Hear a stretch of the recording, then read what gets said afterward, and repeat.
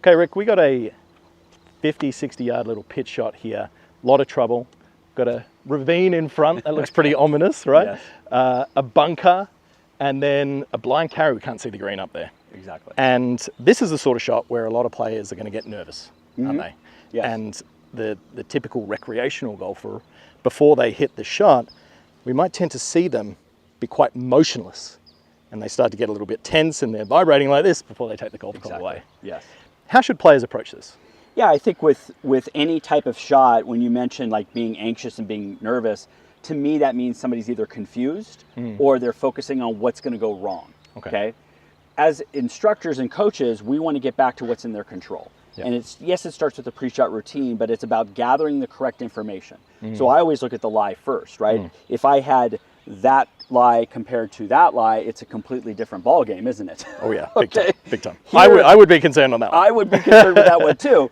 But here we have a ball sitting up, and we don't call it a good lie or bad lie. We say the ball's sitting up. We would certainly look at slope. We would then look at what's in front of us. We might shoot the number. We're getting more the controllables in there. But most people get into what could go wrong, what could go wrong.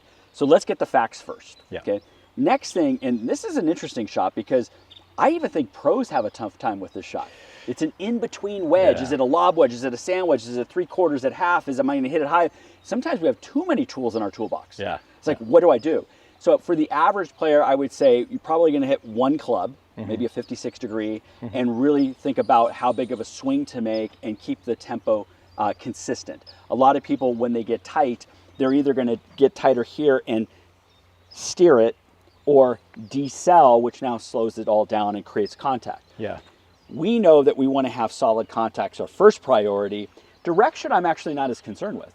You're not going to hit it way right or way left with a 50-yard shot. Sure. Solid contact. So decision making is the first thing, and then getting into I got 60, I got a 56, I'm going to go with 56. I'm going to go chest height to chest height, and we get more into the controllables and creating a solution for the problem instead of just focusing on the problem. So so what club do you like here? So I've just pulled out my 58 degree. Great. And what I'd love to expand on with the actionable advice component here is really all about that feeling of rhythm and flow with the swing before you hit it. Because I love what you said about the tension component. I labeled that we would see a lot of players over the ball and they would be quite motionless, but you're so correct, is that we see a lot of players get quick, and the tempo of their swing relative to their 20th pitch on the range before they went out is going to be completely different. Exactly. So the ball only cares about the delivery of the club at the moment of impact. How do players, and what can players use next time they're out on the golf course when they're faced with a similar situation like this, to ensure that they've got a rhythm which is relative to the target, and then also achieving the most important thing, which is quality contact? Correct. Yeah, so the quality of contact mechanically, I like to personally have like the arms and body work as one piece, and I can do that through different drills. We have glove drills and stuff like that. But even if I have the shaft on the side here and I'm rotating everything through, that minimizes my hands taking over. So I like a lot of body stuff. Now tempo-wise, if we went to the simplest thing, it would be just this pendulum of equal back, equal through. Now there's probably more acceleration happening. I get it. But it's a feeling of kind of a 1, 2, and now the simplicity of just that keeps my mind focused on what's in my control, instead of, again, what I don't want, and oh my gosh, last time I was here, I hit it in this bunker, and there's a lot of thoughts happening. We're trying to bring that focus funnel down to what's in my control right now. So we've assessed the lie, we've assessed the yardage, we've had the proper club, do we grip down? We've made all these decisions. Now we're ready to perform it. It's okay to have a swing feel. It is.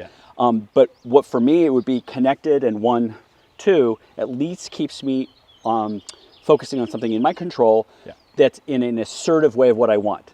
Instead of saying, don't use your hands.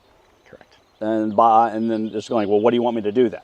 No, what do we want? We want to be connected together, right? Something that keeps us very clear on our objective Yeah. and intention. And I think this is very important to note, is there is a big commonality with the way that players would mess up a shot such as this, is they would tend to reduce how much body turn they would have in the backswing, and that's where a lot of the arms and hands tend to kick into play. So if we can at least encourage a lot more movement of the torso on the way back, exactly what Rick was saying there, of ensuring that we are feeling that essentially the hands and the chest are moving together at the same rate in the backswing and in the follow through with that nice big flowy length, that'll put us in a great spot to hit the shot. Correct. You bring up a good point. People think half swing or 3/4 swing, and they think just in terms of arms. Yeah. It's like, no, this is a half, this is 3/4, this is full, based on how much we've rotated. So I completely agree. Let's still have this be the engine of the swing, and the arms are matching it, but it's not just half, 3/4, because now it's danger time. Yeah. What I get a lot of players to work on here, Rick, would always be bringing awareness to where the club is simply striking the ground. And we talked about contact. Really, on a shot like this, the main error is going to come from players striking the ground too far behind the ball, and that's where they're going to really get themselves in trouble with the hazard in front, or blading it over the back of the green or something. So control of the bottom of the swing is very important, and simply just having a few rehearsals as we get the feel of the chest and the hands staying in line both back and through.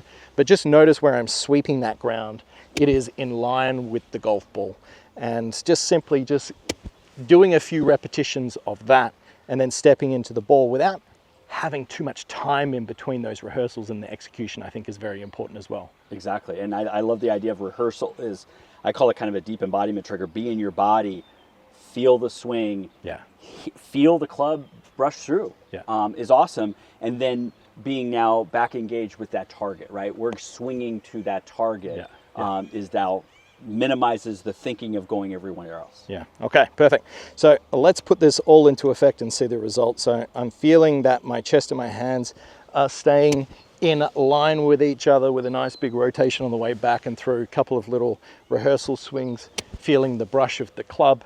I'm visualizing the target in my mind. Off we go.